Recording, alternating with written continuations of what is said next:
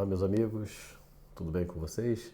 Aqui quem vos fala é o Diácono Adilson. Estou aqui hoje para falar para vocês sobre um sacramento que é muito importante na Igreja Católica, mas que não é muito divulgado, infelizmente, que é o sacramento da unção dos enfermos. Tá?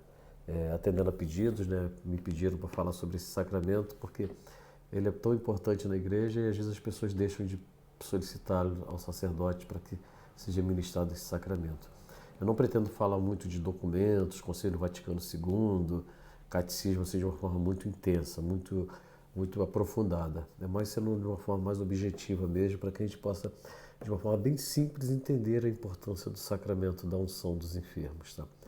Eu vou começar citando a carta de São Tiago, no capítulo 5, do versículo 13 ao 15, que diz o seguinte para nós: Alguém dentre vós está sofrendo? Recorra à oração. Alguém está alegre? Entoe hinos. Alguém dentre vós está doente? Mande chamar os presbíteros da igreja para que orem sobre ele, ungindo-o com óleo no nome do Senhor. A oração feita da fé salvará. Meus irmãos, o sacramento da unção dos enfermos é uma graça que o Senhor nos concede por meio da igreja. Para nós católicos, a oração de cura e a unção, ela tem o mesmo valor.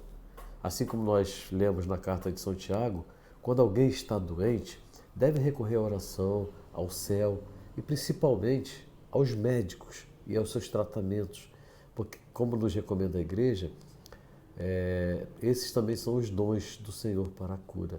Tá? E muitas das vezes as pessoas deixam de procurar a Igreja para isso. Eu lembro que eu conheci uma senhora, ela estava muito doente e ela não queria ir ao médico porque ela falava assim: não, Deus vai me curar. Então, a gente tem que entender que Deus cura também através dos médicos. Tá? Não é só através da oração, não é só através da unção dos enfermos, mas os médicos também são instrumentos de Deus para realizar essa cura. Portanto, se você está doente, tá? Procure também um médico para te dar o tratamento necessário, para cuidar de você, para cuidar da sua saúde, te passar os remédios necessários. Tá? E o sacramento da reconciliação, muito chamado também de sacramento da confissão, que é mais popularmente conhecido, ele é o primeiro sacramento de cura. Depois dele nós temos a unção dos enfermos, que antigamente, graças a Deus já não é mais assim, antigamente era chamada de extrema unção.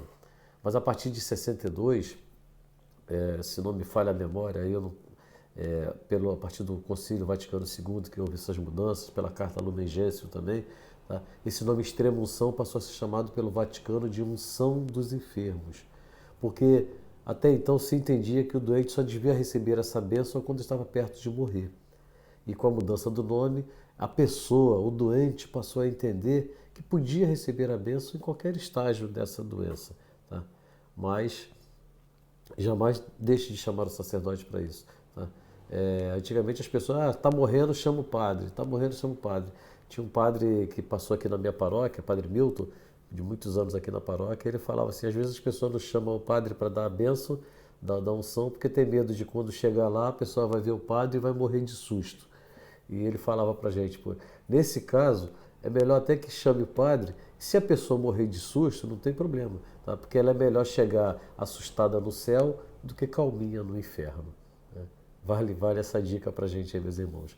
Tá? E com essa mudança desse nome, né, de extrema unção, né, para a unção dos enfermos, ficou tudo mais suave, né? Porque esse nome extrema unção, ele assustava muito as pessoas, né?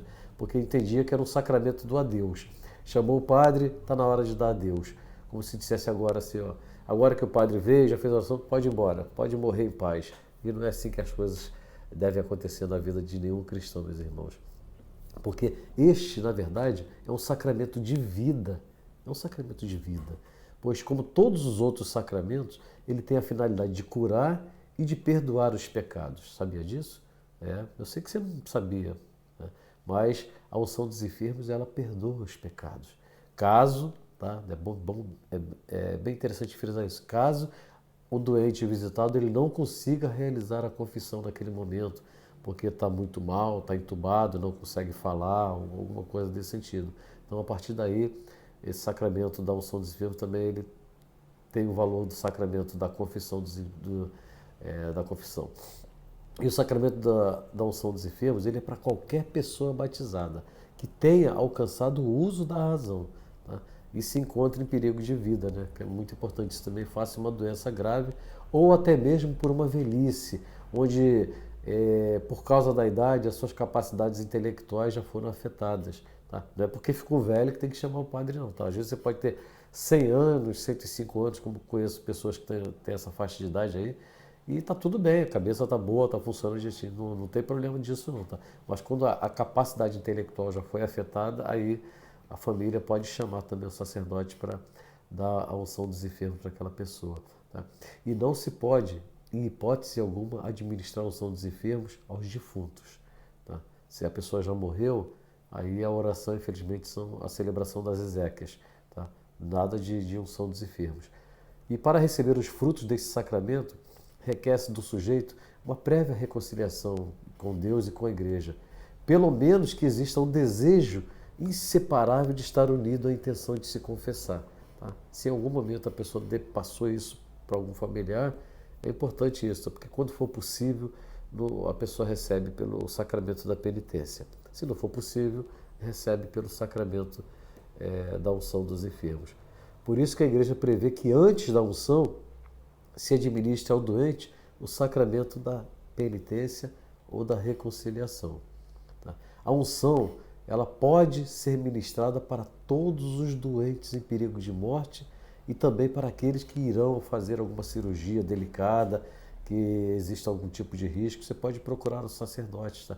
Eu vejo muito na minha igreja gestantes que estão próximas de ganhar o seu bebê, procurar o padre para dar a bênção lá, para que ocorra tudo bem no parto. Tá? Mas pode ser qualquer tipo de cirurgia, uma cirurgia de garganta, padre, eu vou operar a garganta, só pode me dar unção, padre, eu vou operar o ouvido, sei lá. A gente não sabe que horas que vai acontecer, nem de que maneira vai acontecer isso na vida da gente, né? E uma coisa importante também, o óleo usado na unção, ele deve ser o óleo de oliveira, tá? O óleo de oliveira, tá? Ou extraído de alguma planta, desde que exista alguma dificuldade na região onde a pessoa mora, né? Não tenha como conseguir o óleo de oliveira. Aí, se não tem como, aí a igreja permite que se use um óleo de uma outra planta. Tá? E normalmente o sacerdote, quando vai visitar o doente, né, para fazer uma visita lá àquela pessoa que está doente, é muito normal que o sacerdote até já leve os seus paramentos, inclusive o recipiente com óleo, para que possa, se for o caso, administrar a unção dos enfermos. E a fórmula desse sacramento é muito bonita, meus irmãos, é muito bacana. Eu vou passar para vocês como é que ela, o que o sacerdote diz, né? Ele fala a ele: por essa santa unção e pela sua infinita misericórdia, o Senhor venha em seu auxílio e com a graça do Espírito Santo, para que, liberto dos seus pecados, ele o salve e, na sua bondade, alivie os seus sofrimentos. Se o doente que recebeu a unção dos enfermos e recupera a saúde, ele pode, no caso de uma nova doença, recuperou a saúde, daqui a um tempo ficou doente de novo, ele pode procurar o sacerdote para novamente pedir para receber a unção dos enfermos. Tá? E também é muito importante a gente entender o seguinte: quem administra esse sacramento? Tá? Quem administra esse sacramento? De acordo com o Catecismo da Igreja Católica, no parágrafo 1516, somente os sacerdotes, bispos e presbíteros são ministros da unção dos enfermos. Portanto, não é diácono permanente, não é aquela pessoa que tem o dom da oração lá, da renovação carismática ou de qualquer outro movimento da igreja. Não. Só quem administra a unção dos enfermos, sacerdote e bispos. Mais ninguém. Presbíteros e bispos. Ninguém mais. Tá bom, meus irmãos? E é dever desses pastores instruir os fiéis acerca dos benefícios deste sacramento, para que os fiéis se animem, né, a passar para os enfermos e poderem chamar os sacerdotes para receber esse sacramento, que é tão importante na vida de qualquer pessoa. E que os doentes se preparem para receber com boa disposição a ajuda do seu pastor, se for possível que isso aconteça também. Tá? E uma maravilha, meus irmãos, esse sacramento, porque ele alivia os sofrimentos. Alivia os sofrimentos. E não tem sofrimento maior que o pecado. E o sacramento da unção dos enfermos nos alivia também desse sofrimento maior, que é o pecado. Portanto, recorramos ao Senhor para que Ele sare e salve nossos irmãos que estão doentes, seja ele no corpo ou seja na alma. E os efeitos da unção dos enfermos também é muito bacana a gente saber quais são os seus efeitos, porque ele transmite ao cristão a graça santificante e, através dela, a união mais íntima com Cristo, na sua paixão redentora, para o bem de toda a igreja. Também traz para nós o consolo, a paz e o ânimo para vencer as dificuldades e os sofrimentos próprios das doenças graves, como eu falei, da fragilidade, da velhice, daquela idade avançada, que já não tem mais uma capacidade intelectual muito boa. A libertação das relíquias do pecado e o perdão dos pecados veniais, bem como dos pecados mortais, no caso do doente ter se arrependido e não ter conseguido receber de uma forma direta o sacramento da reconciliação. O restabelecimento da saúde corporal, se esta for a vontade de Deus, para a pessoa se recupere. É muito bacana isso também, meus irmãos. E, por fim, a preparação para a passagem para a vida eterna. Neste sentido, afirma o Catecismo da Igreja, esta graça é um dom do Espírito Santo que renova a confiança e a fé em Deus e fortalece contra as tentações do maligno, tentação de desânimo e de angústias diante da morte.